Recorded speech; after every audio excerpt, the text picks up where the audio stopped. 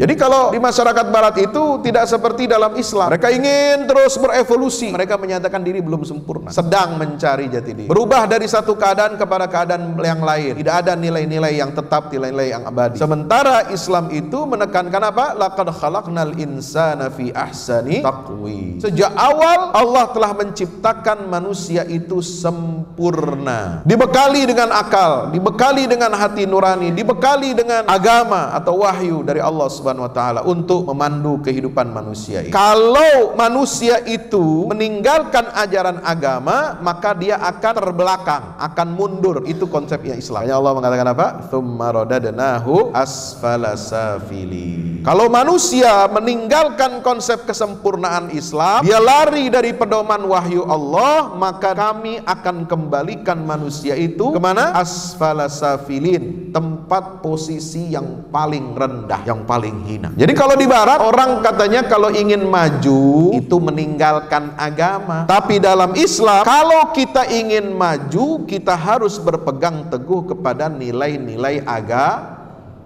Kalau kita meninggalkan nilai-nilai Islam, maka kita akan mundur, kita akan terbelakang, kita akan terhina. Itu bedanya. Maka kita umat Islam ini harus menjadi umat yang betul-betul pertengahan. Tidak mengikuti selera hawa nafsu dalam beragama, tidak mengurang-ngurangi ajaran agama, dan tidak melebih-lebihkan. Itu makna moderasi yang benar dalam Al-Quran. Jadi sejak awal Bapak Ibu yang dirahmati Allah, istilah moderasi, istilah liberalisasi, ini tujuannya adalah untuk menjauhkan umat beragama terutama Islam itu dari ajaran agama Islam. Maka ini jebakan Batman. Kalau kita mengikuti kemauan mereka dan percaya kepada apa yang mereka arahkan, ini sama kita akan mengulangi kesalahan yang dulu atau kekeliruan yang dulu dilakukan oleh Nabiullah Adam. Apa? Adam percaya sama apa? Sama bisikan iblis, sama masukan iblis. Ya, iblis itu bawa tafsir, pemahaman yang seolah-olah benar bagus. Inilah yang kemudian banyak sekali umat Islam ini diberikan asupan-asupan, dikendalikan oleh kelompok-kelompok di luar Islam ini, bagaimana kita membaca, mengamalkan ajaran agama kita sesuai dengan tuntunan dan pengalaman masyarakat barat. Masyarakat barat itu dari yang tadinya konservatif, yang tadinya fundamentalis, yang tadinya intoleran, lalu kemudian berubah menjadi apa? Menjadi moderat, menjadi liberal, menjadi toleran. Semuanya ditoleransi sama dia. Sama LGBT toleran, sama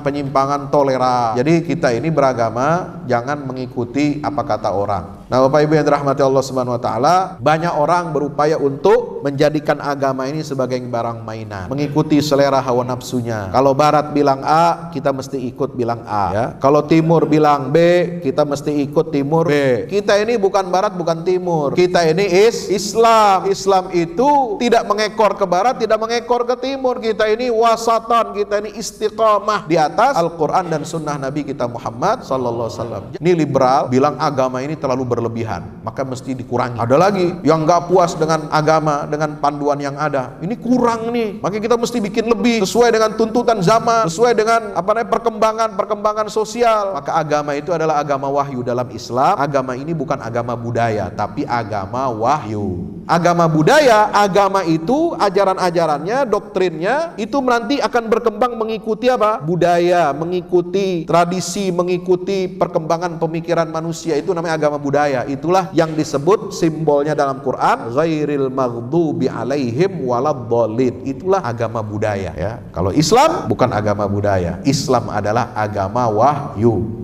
Al-yauma akmaltu lakum dinakum wa atmamtu alaikum ni'mati wa raditu lakumul islama dina.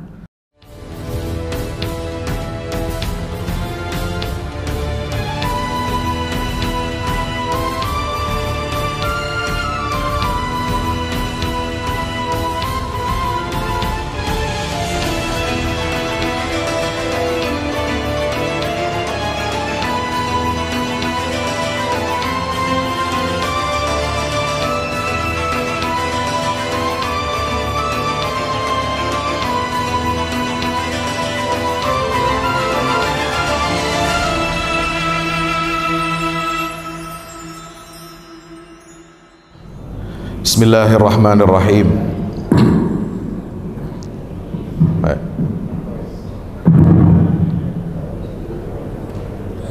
Ya. Udah pencet, udah reknya udah. Bismillahirrahmanirrahim. Assalamualaikum warahmatullahi wabarakatuh.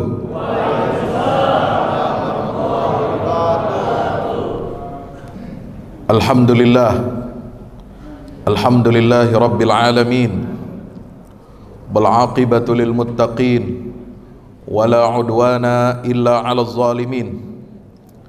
Asyhadu an la ilaha illallahul malikul haqqul mubin. Wa asyhadu anna sayyidana wa nabiyyana wa maulana Muhammadan abdullahi wa rasuluh al-mab'utsu rahmatan lil alamin.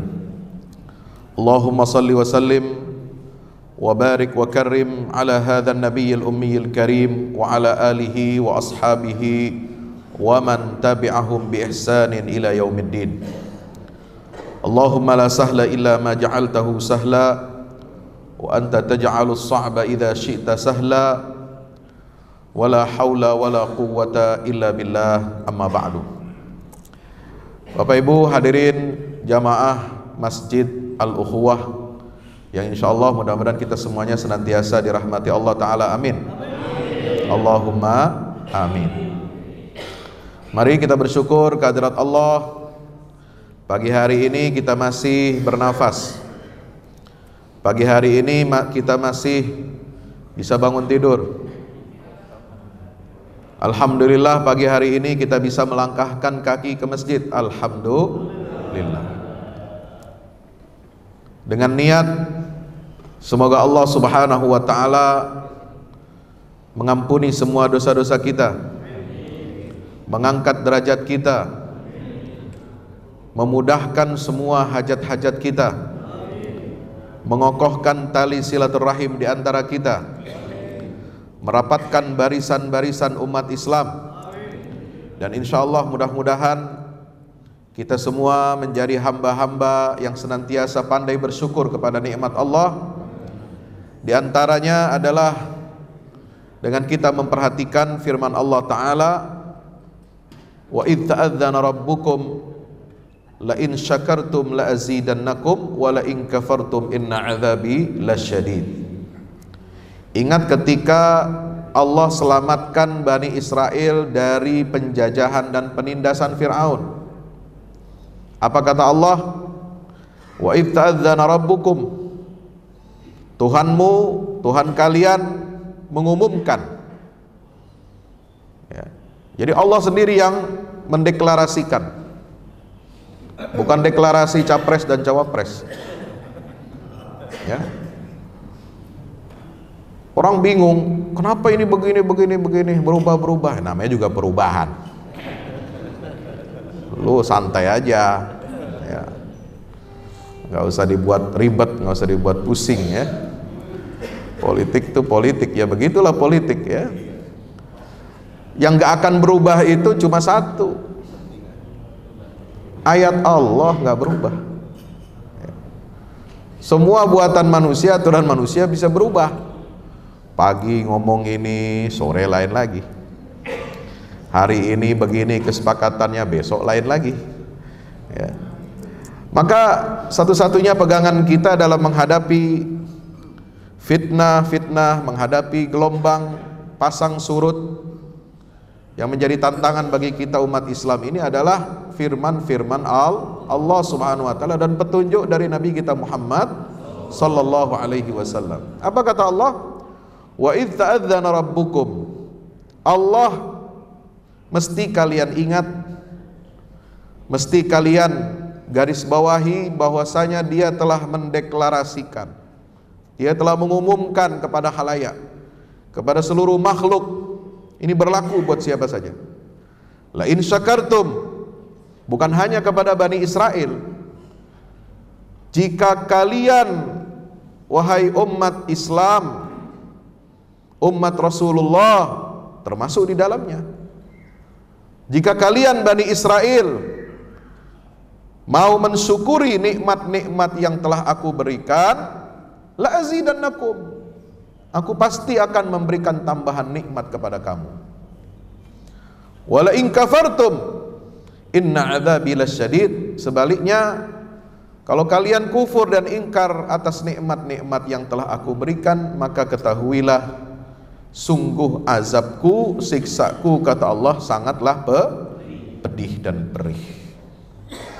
Nauzubillah min zalik. Mudah-mudahan kita menjadi senantiasa hamba Allah yang pandai bersyukur, senantiasa berpegang teguh kepada tali agama Allah, senantiasa kita berpedoman kepada Al-Quran dan sunnah Nabi kita Muhammad sallallahu alaihi wasallam.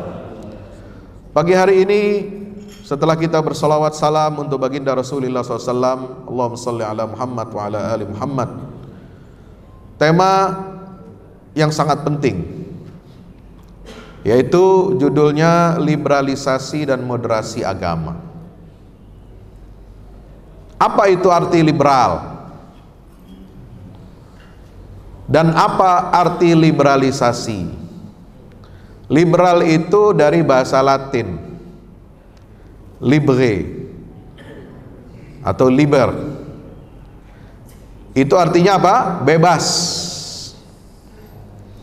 Jadi orang yang liberal itu adalah orang yang bebas, tidak memiliki aturan dan tidak mau diatur. Kapan istilah liberal ini menjadi istilah yang baku dalam dunia atau disiplin sosial, politik, dan keagamaan? Itu karena kita ini mengekor kepada Barat, maka kita mengikuti sejarah Barat. Lahirnya kronologi istilah liberal ini karena perjalanan panjang dalam sejarah peradaban umat manusia di Barat, yang notabene mereka itu adalah agamanya adalah Yudeo-Kristian, Kristen dan Yahudi, berasal dari berbagai macam suku bangsa yang menopang, yang kemudian mengembangkan dan mengayomi ajaran Kristiani, yang kemudian dalam sejarah peradaban yang digariskan dalam perjalanan sejarah peradaban di Barat itu, manusia ini dinyatakan sebagai kelompok makhluk yang berevolusi. Kenapa? Karena sejak ada teori Darwin, manusia itu dikatakan dia berevolusi. Manusia tidak akan sempurna, tidak akan berkembang secara baik kecuali dia harus berevolusi, berubah dari satu fase ke fase berikutnya untuk menuju kesempurnaan. Sehingga berubahlah manusia itu, peradaban manusia itu, yang dari tadinya masyarakat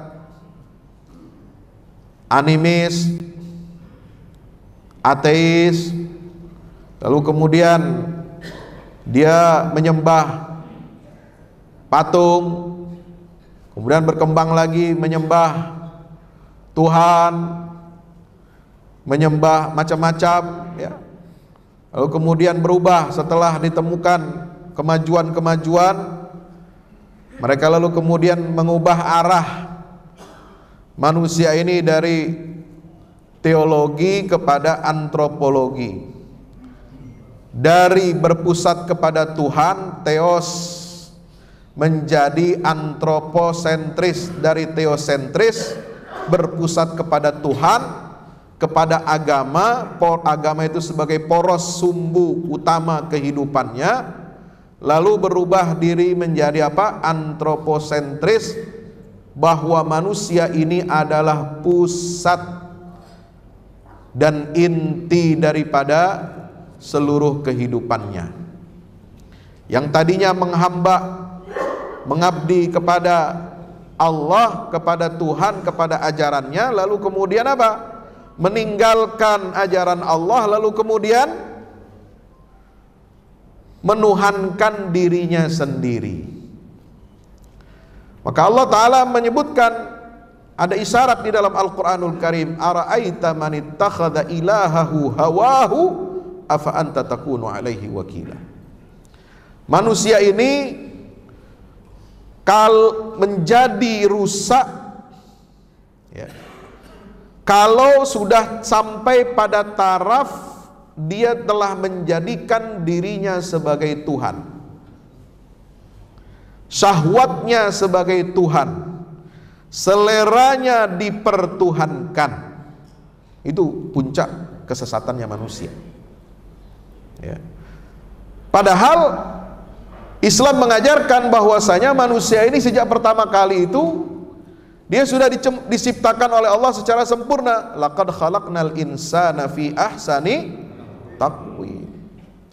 Dengan perangkat-perangkat yang ada di muka bumi, dengan aturan-aturan wahyu yang diturunkan atau diberikan oleh Allah Subhanahu wa taala kepada umat manusia untuk memandu, membimbing umat manusia ini ke jalan yang baik. Ya. Jadi kalau di masyarakat barat itu tidak seperti dalam Islam. Mereka ingin terus berevolusi, nggak ada, belum sempurna. Mereka menyatakan diri belum sempurna. Mencari jati diri, sedang mencari jati diri. Berubah dari satu keadaan kepada keadaan yang lain. Tidak ada nilai-nilai yang tetap, nilai-nilai yang abadi. Sementara Islam itu menekankan apa? Laqad khalaqnal insana fi ahsani taqwim. Sejak awal Allah telah menciptakan manusia itu sempurna, dibekali dengan akal, dibekali dengan hati nurani, dibekali dengan agama atau wahyu dari Allah Subhanahu wa taala untuk memandu kehidupan manusia ini. Kalau manusia itu meninggalkan ajaran agama, maka dia akan terbelakang, akan mundur. Itu konsepnya Islam. Makanya Allah mengatakan apa? Tsumma radadnahu asfala safilin. Kalau manusia meninggalkan konsep kesempurnaan Islam, dia lari dari pedoman wahyu Allah, maka kami akan kembalikan manusia itu kemana? Asfala safilin, tempat posisi yang paling rendah, yang paling hina ya. Jadi kalau di barat, orang katanya kalau ingin maju itu meninggalkan agama.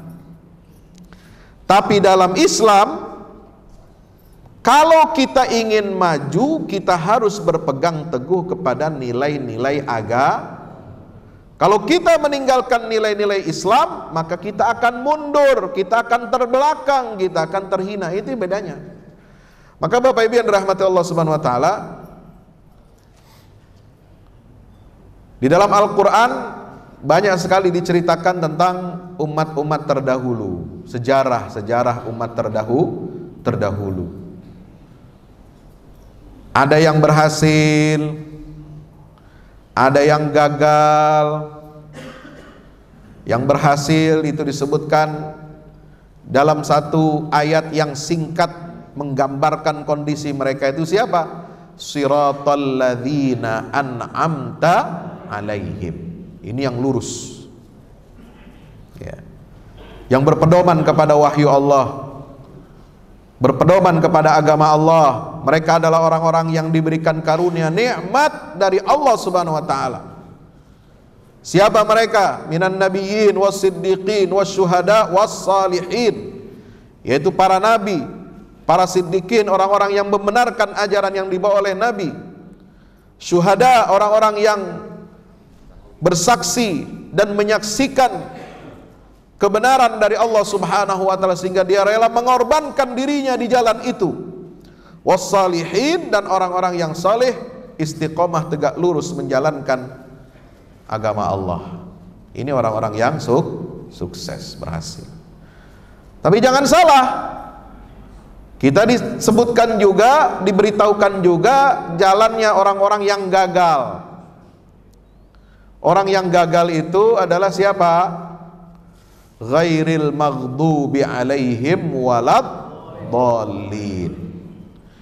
Kalau satu mengikuti garis yang lurus, siratal mustaqim, yang model jenis manusia yang kedua ini, yang dimurkai oleh Allah dan yang tersesat dari jalan Allah, itu berarti dia mengikuti jalan yang bengkok, bukan bengkong.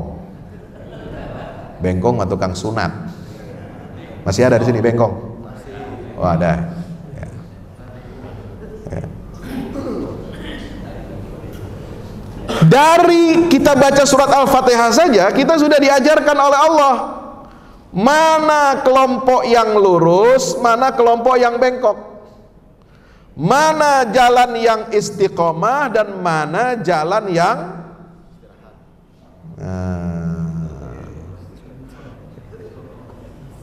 jalan yang apa namanya, mencong-mencong gitu. Ya.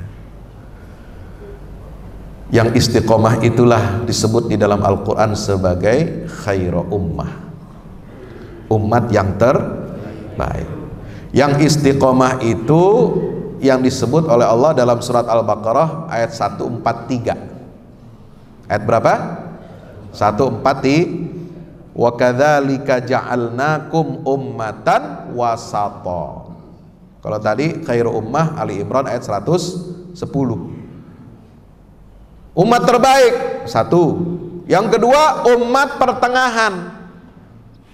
Wa kadzalika ja'alnakum ummatan wasata. Pertengahan di mana? Kalau yang namanya tengah itu berarti ada kiri, ada kanan. Ada ujung kanan, ada ujung kiri. Tengah. Siapa yang ujung kanan, ujung kiri? Itulah al-maghdubi alaihim dan ad-dallin. Ya. Mereka yang dinyatakan oleh Nabi SAW, siapa itu ya Rasulullah? Yang dimurkai oleh Allah, yang tersesat dari jalan Allah. Kata para sahabat, apakah mereka itu Yahudi dan Nasrani? Kata Nabi, apa jawabannya? Singkat, faman. Siapa lagi kalau bukan mereka? Maka garis istiqomah ini ya, unik Bapak Ibu yang dirahmati Allah, disebutkan dalam ayat 143 itu ya, ayat tentang pemindahan arah kiblat dari Baitul Maqdis, dari Masjidil Aqsa, arah kiblatnya dipindahkan ke asalnya semula, yaitu kemana? Ke Masjidil Haram. Kenapa? Karena yang pertama rumah Allah dibangun oleh Nabi Ibrahim itu adalah Masjidil Haram. Inna awwala baitin wudi'a lin-nasi lalladzi bi Bakkata mubarakan wa hudan lil alamin. Rumah pertama yang dibangun itu adalah yang ada di mana? Di lembah Bakkah, yaitu Masjidil Haram.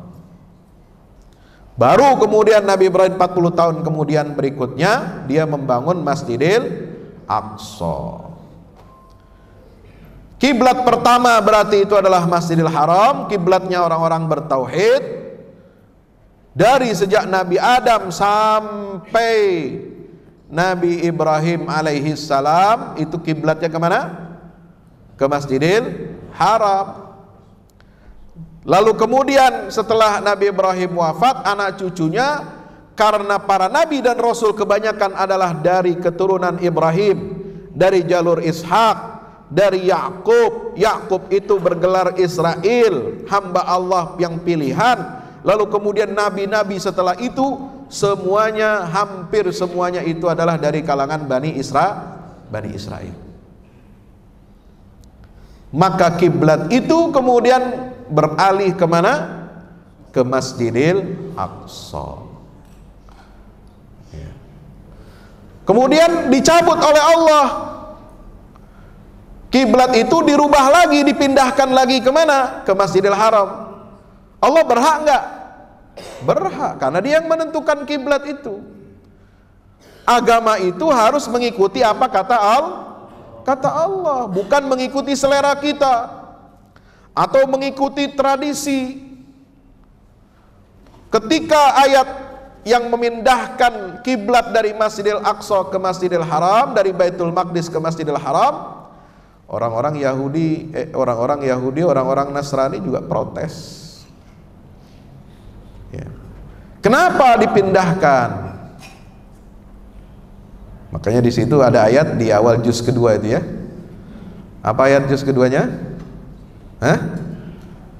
Sayaqulus sufaha minan nas ma wallahum an qiblatihim allati kanu 'alaiha qul lillahil masyriq wal maghrib.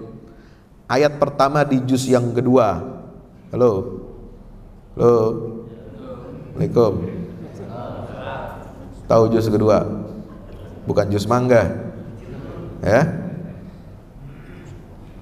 Orang kelompok umat beragama yang jalan pikirannya nggak lurus, jalan pikirannya mengikuti model Yahudi Nasrani itu, kata Allah, disebut orang-orang sufaha, orang-orang kurang akal, orang-orang dungu, kata Rocky Gerung. Mereka melihat agama itu sebagai suatu warisan, lalu jadi tradisinya itu kemudian sudah dibikin-bikin, sudah jauh dari nilai-nilai yang asli, ya, jauh dari nilai yang asli. Sehingga apa? Mereka menganggap bahwa agama itu hak milik mereka, agama itu, syariat itu bisa diotak-atik semau mereka, bisa diklaim oleh mereka, padahal agama itu adalah apa kata kehendak Allah. Maka Allah ingin mengembalikan arah kiblat itu. Dia pemilik apa? Timur dan lillahil masyriq wal maghrib. Agama itu, Allah ingin menegur kepada Yahudi dan Nasrani, agama itu milik saya, bukan milik lo. Nggak bisa lo bikin-bikin, lo karang-karang, lo bikin adonan sendiri lalu diklaim ini agama ini yang begini. Enggak, agama itu lo ikut gua bilang pindah kiblatnya, pindah, jangan lo ngotot ya. Kalau soal pindah ibu kota itu urusan lo ya. Tapi kiblat nggak boleh, jangan dirubah-rubah. Agama itu apa yang tertuang di dalam Al-Quran, apa yang disampaikan hujahnya, petunjuk dari sunnah Nabi kita Muhammad SAW, kalian harus ikuti. Nah, ini sudah pelajaran tentang bagaimana menjadi umat yang terbaik adalah umat yang istiqomah dengan ajaran yang ada di dalam Quran dan sunnah Nabi kita Muhammad SAW. Makanya Allah mengatakan di rangkaian ayat itu, saya qulu sufaha. Kemudian ayat apa setelahnya? Qad nara taqallubaka. Baru wa kadzalika ja'alnakum ummatan wasata. Ayat 143 ini adanya di mana? Tengah-tengah. Al-Baqarah ada berapa ayat? Berapa ya? 286. Bagi 2 berapa ya? 286 dibagi 2 berapa ya? 143. Ayat ini, kami telah menjadikan kamu umat Muhammad sebagai umat pertengahan, itu di tengah surat Al-Baqarah. Ini mukjizat dari Allah. Allah telah memilih umat Islam ini sebagai umat pertengahan supaya apa? Menjaga keaslian agama Islam ini sejak diwahyukan kepada Nabi Adam alaihissalam sampai kepada Muhammad SAW, yang bisa menjaga nilai-nilai keaslian dan kemurnian agama ini. Satu-satu yang diharapkan adalah kalian umat Rasulullah ya. Maka beragama itu ada takrannya, ada panduannya. Sama, ente berobat ke dokter, katanya mau sembuh ya, minta resep, udah dikasih resep ya, takrannya udah dikasih, makannya 3 kali sehari. Ada yang obatnya lu makan setengah aja, dimakan 1. Udah ditetapkan satu hari 3 kali, ente bikin 2. Bisa sembuh begitu? Nggak bisa ya. Agama itu obat, betul? Allah Subhanahu wa taala jadikan Quran ini sebagai apa? Syifa. Sebagai obat bagi manusia.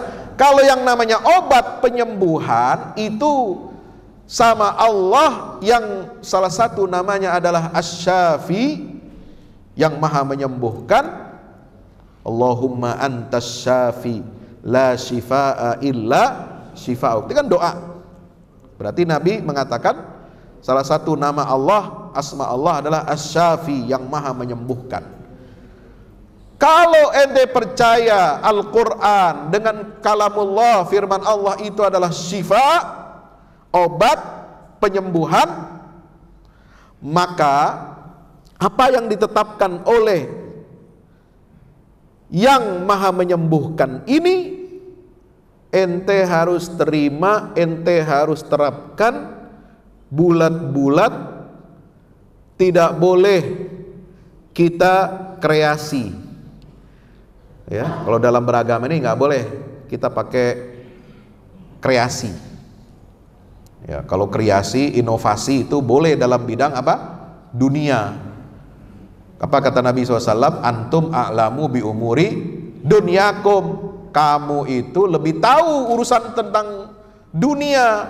Ketika Nabi SAW diminta pandangan, ya Rasulullah, ini bagusnya pohon korma digimanain ini? Ya, apakah dicangkok, apakah dikawin silang, apakah bagaimana ini biar subur nih, bagaimana? Ya, Nabi mengutarakan pandangan begini. Oh, ternyata hasilnya nggak maksimal. Loh, kata Nabi, lah ini kan pendapat saya. Ya, saya ini bukan tahu segala-galanya. Saya ini hamba yang diperintah, disuruh oleh Allah. Bukan ngurusin masalah-masalah menentukan apa ini pohon, kalau ingin buahnya bagus mau gimanain. Itu bukan kewenangan saya. Antum a'lamu birunyakum. Penalaran, penelitian, observasi tentang urusan dunia, kalian boleh berinovasi. Tapi dalam agama itu nggak boleh. Makanya muncullah istilah al-ibtida'u fid-din. Ya, antitesa daripada ittiba. Kalau dalam beragama kita harus ittiba, mengikuti panduan yang sudah jadi, kita ikutin. Sama ketika kita apa? Beli kulkas, beli TV, beli mobil, beli sepeda lipat. Sepeda lipat sekarang namanya Honda. Halo, bisa dilipat tuh motor. Kenapa itu? Itu semua ada buku panduannya. Ya, ente percaya nggak sama buku panduan itu? Percaya? Itu padahal buatan manusia. Tapi itu hasil teknologi. Kita percaya itu dengan buku panduan. Kata dia begini, cara menggunakannya begini, cara mulainya, pencet ininya, pasang ininya, semuanya kita percayakan karena ada buku panduannya. Kita nggak boleh rubah-rubah. Ini apaan sih buku panduan begini? Gue maunya begini. Ya, itu PA namanya. Ya, so tahu. Ya, manusia aja kita berpikir itu kalau dalam urusan dunia, kalau ada buku panduan, buku pedoman, kita percaya, kita yakini, kita amalkan. Bagaimana dengan agama? Agama ini adalah ibda'nya Allah untuk kemaslahatan manusia, takarannya Allah, dan Allah berikan kewenangan, sebagian kewenangan itu kepada Nabi Muhammad untuk menentukan aturan-aturan syariat yang tidak disebutkan di dalam Quran. Maka Nabi punya hak kewenangan atas bimbingan wahyu dari Allah. Wa ma atakumur rasulu fakhudhu wa ma nahakum anhu fantahu. Apa yang telah diberikan kepada kamu dari Rasul, ambil. Apa yang dia larang kepada kamu, jangan lakukan. Ya, ini agama. Agama itu bukan perasaan. Hei, ente bawa urusan politik aja bawa perasaan. Mau koalisi, cawapresnya kudu gua. Wah, itu perasaan namanya. Hianati. Wow, hianati. Biasa aja bos, jangan, santai aja ya. Politik itu jangan baperan ya. Ya. Agama itu nggak boleh ikut perasaan ya. Agama itu nggak boleh ikut selera, dia ikut kata Allah dan kata Rasul. Inilah yang disebut dengan ummatan wasata. Apa ummatan wasata? Umat pertengahan itu, kata Imam Ar-Razi, ummatan wasata itu memiliki 4 kriteria. 1, sebagai umat yang terbaik. Yang kedua, dia adalah umat pilihan. Yang ketiga, umat yang paling adil. Yang keempat, dia adalah umat yang senantiasa istiqomah berada dalam garis agama Allah. Ya, ini mana istiqomah, makna ummatan wasata. Makanya, ya, kalau ada orang yang mengatakan umat wasatiyah, ummatan wasato itu kemudian dia apa? Digiring, ditarik-tarik menjadi apa? Istilah moderat.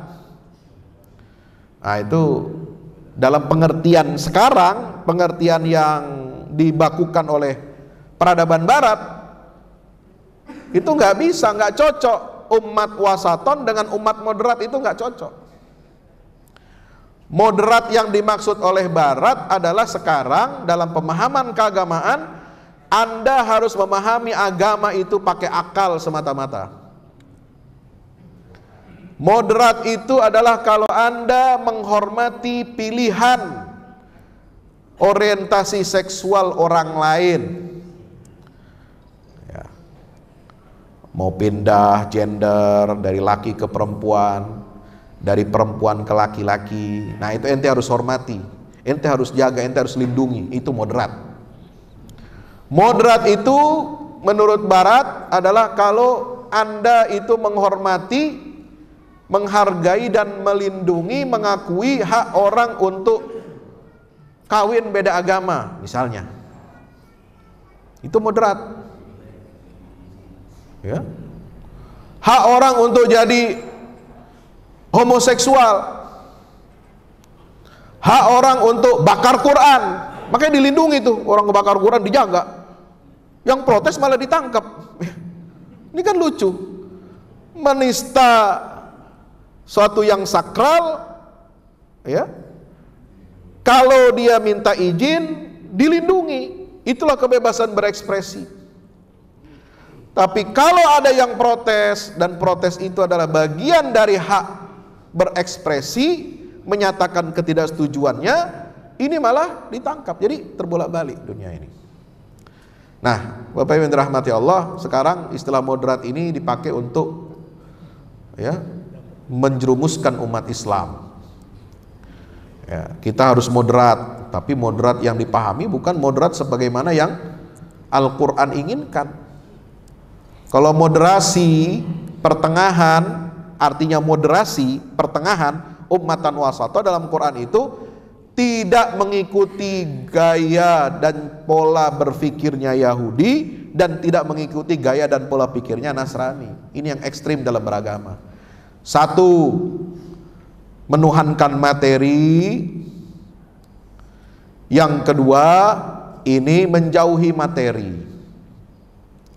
1, beragama tidak pakai ilmu sehingga tersesat. Yang kedua, beragamanya itu apa? Tahu tapi tidak punya amal, tidak mau diamalkan. Itu Yahudi. Nah, ketika Allah mengatakan wa kadzalika ja'alnakum ummatan wasata, ya, maka kita umat Islam ini harus menjadi umat yang betul-betul pertengahan. Tidak mengikuti selera hawa nafsu dalam beragama, ya. Tidak mengurang-ngurangi ajaran agama dan tidak melebih-lebihkan. Itu makna moderasi yang benar dalam Al-Quran. Nggak boleh agama itu dikurangi, ya. Sebagaimana tidak boleh agama itu dilebihkan. Kita harus berada di tengah. Itulah umat moderat, bukan moderat yang dengan barat, yang bertentangan dengan syariat, ente baru jadi moderat. Yang anti syariat, itu moderat. Nah, kalau yang ingin menegakkan syariat dibilang radikal, ekstremis. Kalau mengingatkan, ya, ada aturan Islam, aturan beragama dalam kehidupan sosial, ekonomi, politik, dan sebagainya, nah kita dianggap katanya ini kelompok fundamentalis. Ya. Tapi kalau menyebarkan nilai-nilai Islam, nilai-nilai yang tidak sesuai dengan Islam, bertabrakan dengan syariat, ya, maka itu dibilang apa? Moderat. Nah ini nggak boleh begitu. Jadi sejak awal Bapak Ibu yang dirahmati Allah, istilah moderasi, istilah liberalisasi, ini tujuannya adalah untuk menjauhkan umat beragama, terutama Islam itu, dari ajaran agama Islam. Maka ini jebakan Batman. Ya. Kalau kita mengikuti kemauan mereka, ya, dan percaya kepada apa yang mereka arahkan, ini sama kita akan mengulangi kesalahan yang dulu atau kekeliruan yang dulu dilakukan oleh Nabiullah Adam. Kenapa? Adam percaya sama apa? Sama bisikan iblis, sama masukan iblis. Ya, iblis itu bawa tafsir, pemahaman yang seolah-olah benar, bagus. Kan Nabi Adam ini kan akhirnya kepo juga, Pak. Kenapa nih nggak boleh makan, mendekati pohon khuldi, mendekati aja nggak boleh, apalagi makan buahnya. Maka setan ini tampil, iblis ini tampil, memanfaatkan rasa ingin tahu. Sebab setiap kita manusia ini punya rasa ingin tahu. Ini kenapa dilarang? Ini kenapa boleh? Ya kan? Nah, iblis itu bilang begini, mana hakuma an tilkuma syajarati illa an takuna malakaini au takuna minal khalidin. Itu surat Al-A'raf ayat 16-17 ya. Tidaklah Allah melarang kamu berdua dari pohon khuldi ini, ya, karena Allah, kecuali apa kata iblis, melainkan Allah tidak mau kamu itu menjadi orang yang mortal, orang yang hidup selama-lamanya di surga, ya. Allah juga nggak mau kamu menjadi malaikat. Illa takuna malakaini au takuna minal khalidin. Nggak cukup dengan tafsir itu, iblis bersumpah, wa qasamahuma inni lakuma laminan nasihin, bahwasanya aku bersumpah apa yang aku berikan nasihat ini kepada kamu benar-benar saya sampaikan dengan tulus. Nah, itu. Jadi tafsir yang menyesatkan, yang membingungkan, itu apa? Disampaikan oleh iblis dan apa namanya istilahnya ya? Make sense gitu ya, ya. Agak masuk akal. Oh iya ya, kalau saya namanya pohon khuldi, nanti kalau makan buah itu nanti saya bisa apa, jadi hidup abadi, kemudian jadi malaikat gitu. Ditambah lagi, tambah sumpah lagi. Nah, sekarang inilah yang kemudian banyak sekali umat Islam ini diberikan asupan-asupan, ya, dikendalikan oleh kelompok-kelompok di luar Islam ini, bagaimana kita membaca, mengamalkan ajaran agama kita sesuai dengan tuntunan dan pengalaman masyarakat barat. Ya, masyarakat barat itu dari yang tadinya konservatif, yang tadinya fundamentalis, yang tadinya intoleran, lalu kemudian berubah menjadi apa? Menjadi moderat, menjadi liberal, menjadi toleran. Semuanya ditoleransi sama dia. Ya. Sama LGBT toleran, sama penyimpangan toleran, ya. Sampai kemarin itu ada apa, pernyataan beberapa tahun lalu, itu pernah saya sampaikan dalam khutbah itu, sampai Paus ya Benediktus siapa sekarang namanya, ya pemimpin ya tertinggi Gereja Vatikan itu bilang ya tidak ada masalah dengan LGBT, semuanya anak-anak Tuhan. Ya, harus kita ayomi, kita lindungi. Nggak tegas. Sehingga apa? Ini akan merusak. Kenapa? Karena sudah ada di kalangan internalnya, pemuka-pemuka agamanya itu dari kalangan LGBT. Ya. Ya. Lagian juga kan katanya ya itu mudah untuk diampuni dosanya. Gitu. Karena sudah ditanggung dosa-dosanya, kalaupun itu dosa. Oleh siapa? Nah, oleh sang penebus gitu ya. Nah, itulah begitu. Jadi beda dengan Islam, Pak. Jadi kita ini beragama jangan mengikuti apa kata orang, jangan mengikuti kata negara atau peradaban bangsa yang lebih maju. Enggak. Berislam itu kita harus merujuk kepada buku panduan dalam berislam, yaitu Al-Quran dan Sunnah Nabi kita Muhammad Sallallahu Alaihi Wasallam. Merujuk kepada pengamalan para sahabat, para tabi'in, para ulama-ulama mujtahidin. Kita beragama tidak boleh berkreasi, ya, lalu kemudian mengubah hukum dari halal ke haram, dari haram ke halal. Ini nggak berhenti kalau begini. Hukum kawin beda agama halal, ya, homoseksual, lesbian, transgender boleh.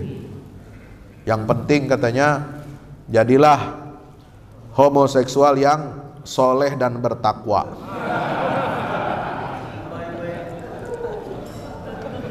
Saya bilang, bagaimana mau bertakwa kalau Anda tidak mematuhi larangan Allah? Salah satu larangan Allah dalam Quran dan Sunnah jelas, dilaknat pelaku ya penyuka hubungan sesama jenis, itu dilaknat dalam Quran dan Sunnah. Udah ya. Ada hukumannya, ada sanksinya keras ya. Sekarang ada orang bilang nggak apa-apa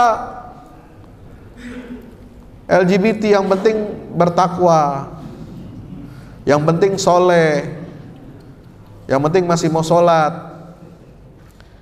Iya, sholat mau sholat aja, tapi jangan lu membenarkan seolah-olah kalau orang udah sholat terus semuanya benar. Ya, apa menjamin orang kalau sholat kemudian dia benar pendiriannya? Belum tentu. Koruptor aja masih sholat.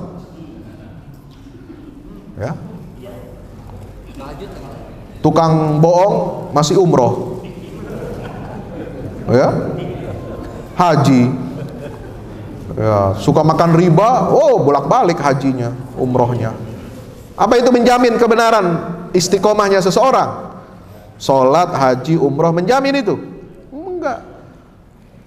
Istiqomah itu harus dari perilaku sehari-hari, harus diwujudkan dalam tindak tanduk kita, ya, mengikuti panduan dari Al-Quran dan Sunnah Nabi SAW. Jadi nggak benar kalau ada orang mengatakan nggak apa-apa, yang penting soleh, yang penting bertakwa, nggak ganggu orang lain.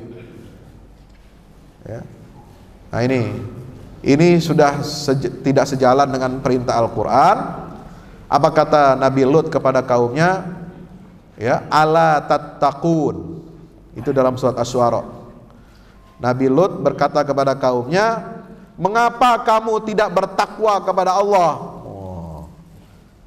Jadi apa? Orang yang mempraktekkan itu, apalagi orang yang melindungi, yang mendorong, yang mengakui, itu tidak bertakwa kepada Allah. Ya, Nabi Lutnya aja ngomong begitu. Lah kok ente lebih hebat daripada Nabi Lut? Nggak apa-apa, yang penting bertakwa palelu. Ya, nggak bisa begitu. Itu bukan beragama yang benar kalau kita mengikuti. Lo dirubah, ya, pemahaman kita tentang homoseksual ini, tentang ayat-ayat azab atau siksa Allah kepada Nabi Lut. Ya, katanya Apa yang dialami oleh kaum Nabi Lut itu, ya, itu adalah siksa bagi orang-orang yang mengingkari tauhid kepada Allah.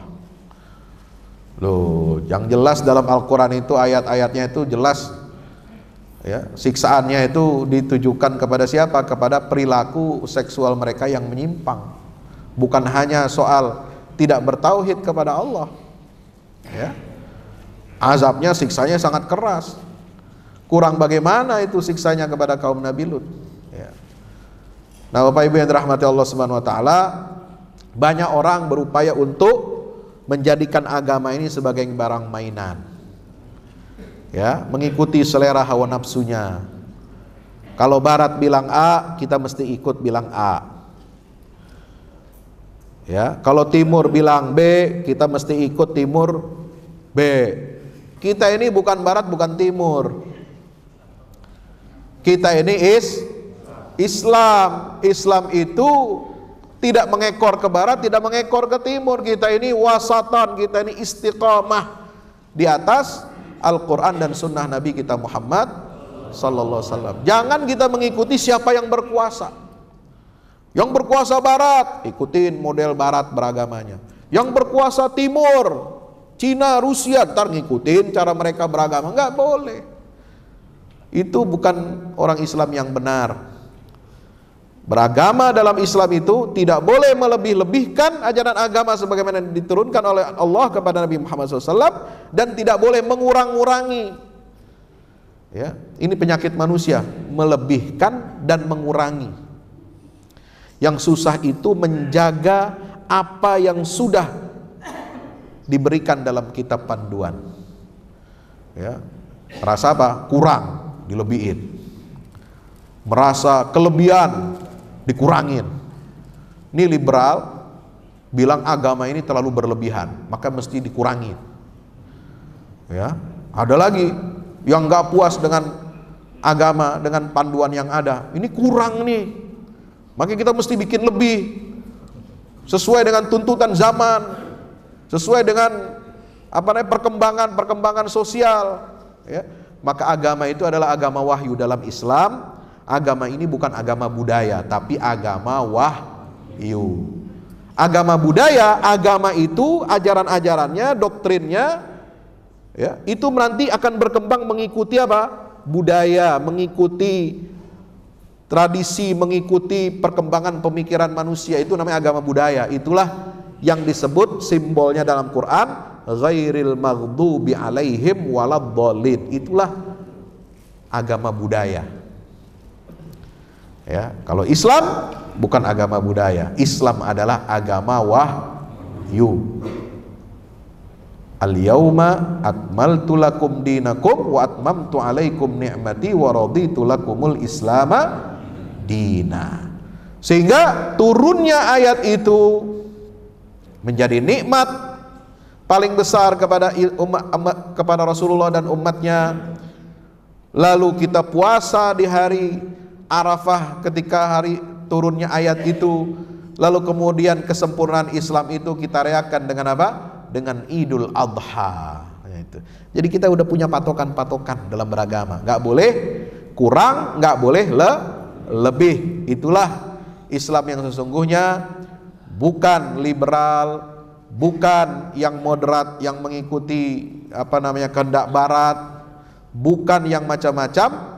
Islam itu adalah inna dina indallahil Islam, yang sudah digariskan oleh Allah dan Rasulnya dalam Quran dan Sunnah Nabi kita Muhammad SAW. Demikian, mohon maaf apabila ada hal-hal yang kurang berkenan. Saya pagi ini ada 2 acara, subuh di sini, ntar jam 7 di Masjid Sunda Kelapa. Jadi mesti bagi-bagi waktunya, ya, nggak bisa lama-lama seperti tempo hari, ya. Terima kasih. Assalamualaikum warahmatullahi wabarakatuh.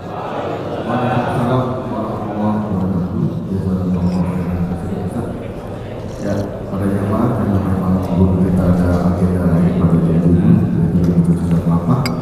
Mungkin hanya 1 atau 2 pertanyaan, Ustaz. Ya. Ya, silakan. Pak Zul, ada 2 kan, ada yang Assalamualaikum warahmatullahi wabarakatuh. Waalaikumsalam.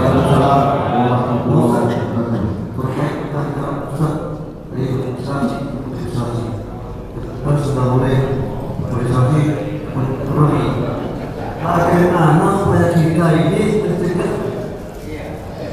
dampak daripada itu? Karena anak kecil bayi itu bisa main HP, Iya. baca tidak sesuai dengan itu. Maka betul bagaimana supaya kita banyak sekali untuk mencegah dampak daripada di satu dan dari satu. Terima kasih. Wassalamualaikum warahmatullahi wabarakatuh. Waalaikumsalam warahmatullahi wabarakatuh.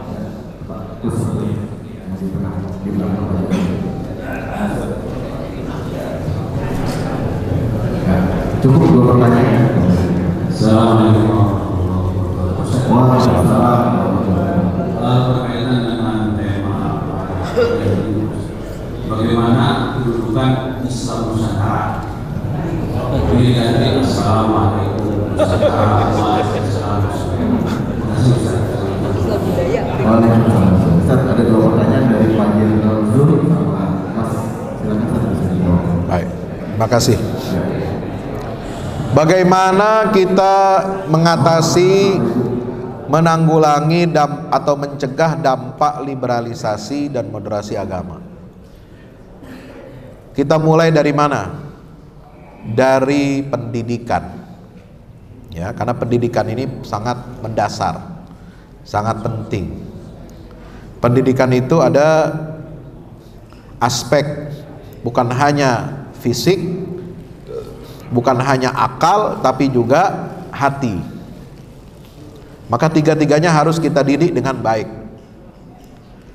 Rumah tangga ini menjadi soko guru atau pondasi yang paling penting, paling utama. Ya, supaya apa? Penguatan nilai-nilai keimanan, nilai-nilai keagamaan di dalam keluarga ini tanggung jawab kita sebagai orang tua. Harus pondasinya kuat. Pendidikan mengharuskan atau meniscayakan adanya guru. Nah, disinilah peran penting seorang guru. Guru yang memahami agama, mempraktekkan agama dengan baik. Selain ada guru, ada kurikulumnya. Nah, kurikulumnya ini yang menetapkan siapa? Pemerintah. Ya, makanya pemerintah ini harus benar. Menteri yang mengurusi masalah kurikulum, terutama agama, juga harus benar. Jangan asal-asal ditarik oleh funding, oleh donor. Ya, negara-negara yang donor, negara-negara funding yang menentukan kurikulum lalu ikut. Pengarus utamaan gender ikut, pengarus utamaan moderasi beragama ikut, pengarus utamaan apalagi kebinekaan ikut, ya, lalu kemudian mengaburkan nilai-nilai ajaran Islam yang sesungguhnya. Nah, jadi kita punya 3 pilar: pendidikan di keluarga, kemudian kualitas guru, ya, mengajarkan agama ini yang benar, ya. Maka kita perlu lembaga-lembaga pendidikan yang menghasilkan guru-guru yang berkualitas, guru-guru yang hebat, gitu Pak ya. Yang ketiga, selain orang tua, guru yang hebat, yang ketiga adalah pemerintah yang benar, karena ini yang bertanggung jawab, dia punya otoritas, ya, untuk menentukan kurikulum. Maka sekali lagi, kita sebagai umat Islam jangan lugu, jangan polos. Ya, dikirain pemilu cuma sekedar nyoblos doang. Kirain pemilu sekedar hura-hura, pesta politik, bukan. Pemilu itu adalah hajat kebutuhan kita umat Islam untuk mencari, menyeleksi dan memilih pemimpin dan wakil rakyat yang benar, yang bisa mewakili aspirasi kita umat Islam. Ada 2 syaratnya, dulu ditulis oleh Kiai Wahid Hasyim. Ya, Kiai Wahid Hasyim itu menulis buku politik sebelum pemilu tahun 55. Satu, umat dia berfatwa begini, kesimpulannya ada dua. Satu, kesimpulannya fatwa Kiai Wahid Hasyim, ya, bukan Hasyim Asy'ari, Wahid Hasyim. Umat Islam wajib memilih partai Islam. Wajib. Yang kedua, bukan hanya partai Islam yang wajib dipilih, tapi memilih orang-orang yang mewakili dia, yang mengerti tentang Islam dan memperjuangkan aspirasi Islam. Banyak yang sekedar milih partai Islam tapi orangnya kagak memperjuangkan Islam. Ya, maka itu dua ini harus terpenuhi. Wajib beragama Islam. Nih kata beliau ini, wajib dia beragama Islam, memilih pemimpin, wakil rakyat, wajib beragama Islam. Dan orang yang kita pilih itu dia berjuang untuk menegakkan aspirasi Islam dan umat Islam. Ini yang penting. Yang kedua, tadi apa tentang apa? Oh, Islam Nusantara. Ini selalu ditanya. Ya, bicara tentang liberalisasi itu tentang Islam Nusantara. Jadi sebenarnya istilah Islam Nusantara itu kurang pas. Yang pas itu adalah Islam di Nusantara.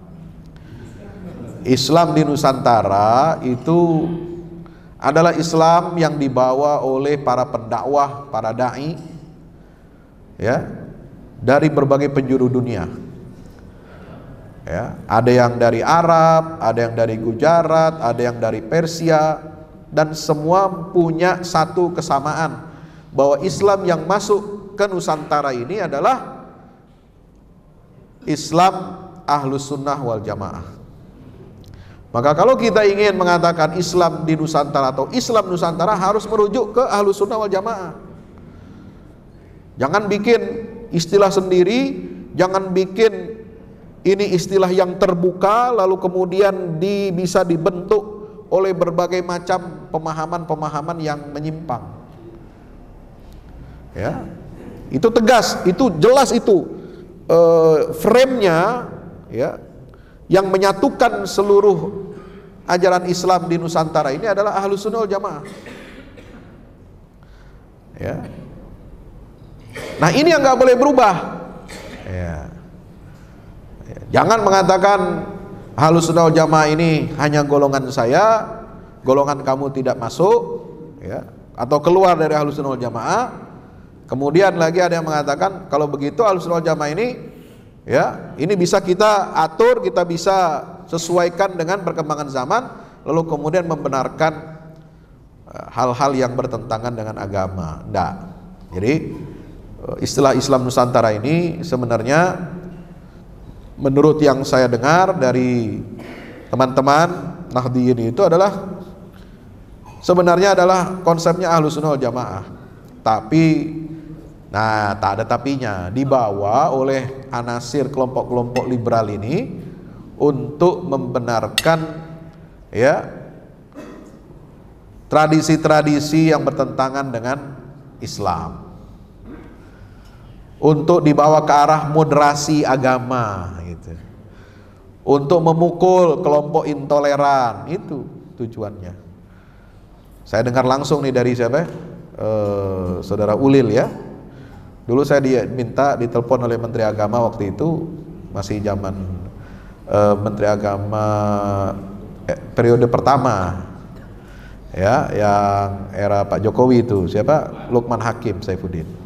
Diajak bicara tentang Islam Nusantara, ya, panelnya itu bulan Ramadan, buka puasa di rumahnya dia, menteri, dengan Ulil Absar Abdullah. Saya dengerin apa maunya Islam Nusantara menurut dia. Ternyata memang intinya dua, untuk memukul apa yang mereka sebut kelompok aliran Wahabi, ya, tahu Wahabi, anggap aja tahu, ya, yang suka apa, yang ini bid'ah, ini syirik, apa gitu. Itu enggak, mereka nggak mau tuh, nggak mau, ya, karena itu bertentangan dengan tradisi NU katanya.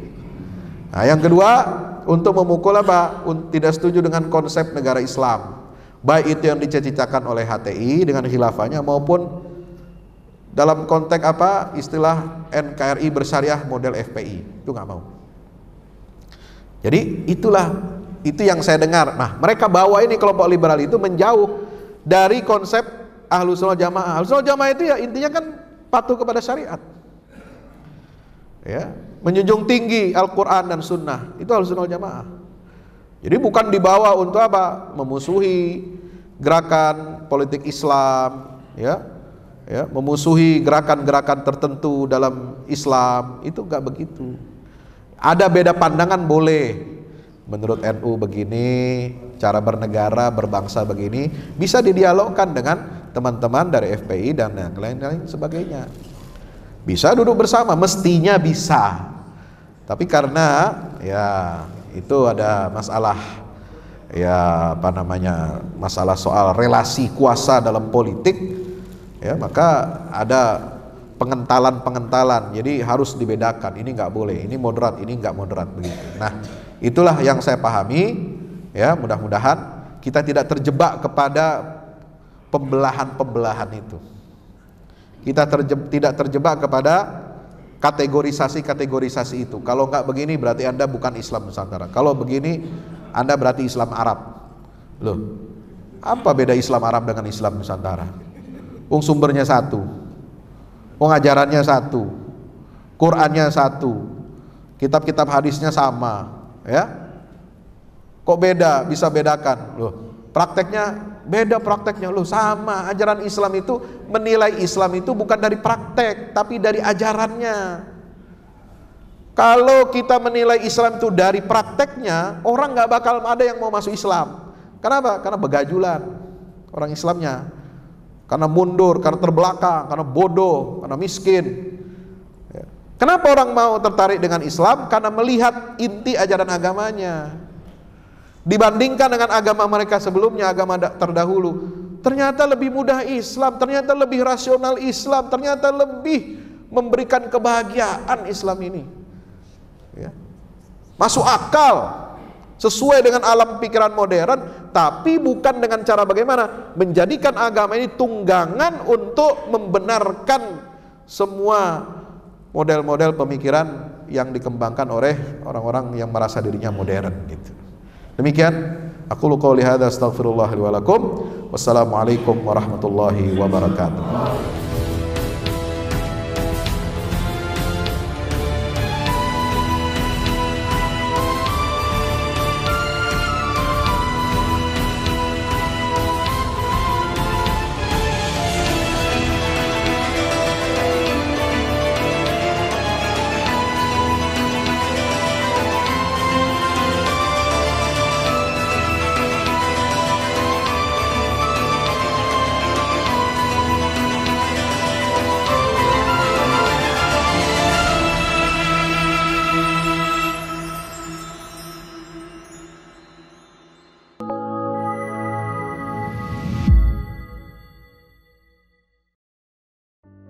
Assalamualaikum warahmatullahi wabarakatuh. Di zaman dan era global yang semakin menuntut kita untuk terus bergerak, ada kebutuhan yang senantiasa harus kita penuhi dalam kehidupan kita. Zaman di mana segala kebutuhan terasa sangat mendesak. Salah satunya adalah kebutuhan sarana dakwah Al-Quran sebagai pusat peradaban. Al-Fahmu Institute hadir demi menjawab kebutuhan akan sarana dakwah Al-Quran di era masa kini. Kami melihat latar belakang yang ada untuk menjawab tuntutan seperti kebutuhan sarana dakwah Al-Quran yang meningkat di ibu kota, kebutuhan akan pusat pembibitan hafiz Al-Quran, kebutuhan pusat pengkajian Al-Quran, kebutuhan akan pusat dakwah kreatif berbasis Al-Quran, kebutuhan sarana media perekat umat Islam, ibu kota dan Indonesia, juga kebutuhan akan adanya sarana pusat kaderisasi guru tahfiz dan mufasir di ibu kota.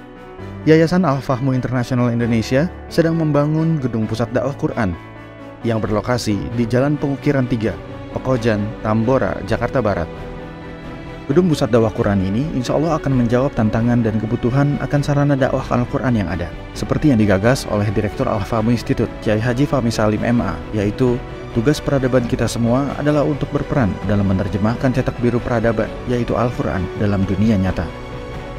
Kami mengajak jamaah semua untuk ikut dalam perdagangan yang tidak merugi ini, sebagaimana yang disampaikan dalam Al-Quran Surat Fatir ayat 29-30, yang artinya, sesungguhnya orang-orang yang selalu membaca kitab Allah dan mendirikan sholat dan menafkahkan sebahagian dari rezeki yang kami anugerahkan kepada mereka dengan diam-diam atau terang-terangan, mereka itu mengharapkan perniagaan yang tidak akan merugi.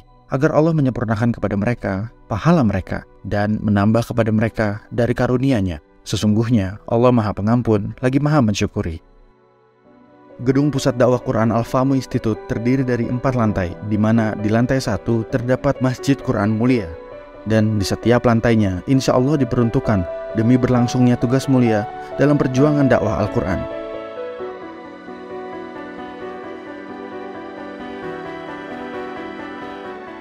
Berikut adalah rencana anggaran biaya yang dibutuhkan dalam pembangunan Gedung Pusat Dakwah Quran.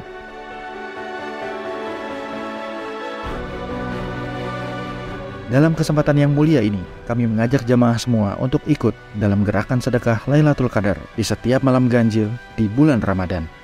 Salurkan melalui nomor rekening berikut ini.